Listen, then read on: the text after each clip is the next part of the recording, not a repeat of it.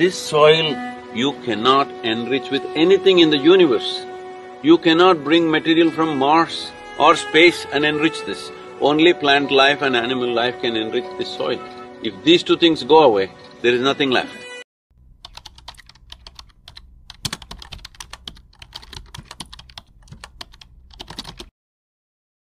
అది నేను కొంత సాధన చేశాను. భూమిని ట్రాక్టర్ల ద్వారా అసలు ముఖ్యంగా చాలా ఇక్కడ వయ్యారి బొమ్మ లాంటి తెగులు అంతా ఉండేది ఇక్కడ.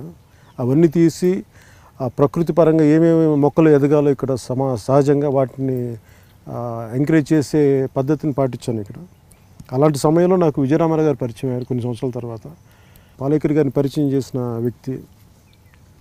పాలేకర్ గారిది సేంద్రీయ వ్యవసాయం ఎలా ఉండాలి, మనందరం గోవుని ఎందుకు ఈ దేశంలో పూజిస్తాం, గోవు మనకి తల్లిలా ఎలా కాపాడుద్ది, అలాగే అసలు ప్రకృతి వ్యవసాయం అంటే ఏంటి, వ్యక్తిగతంగా వ్యవసాయం ప్రకృతి వ్యవసాయం మీద గౌరవం నన్ను మీ ముందుకు ఇలా తీసుకొచ్చేలా చేస్తుంది.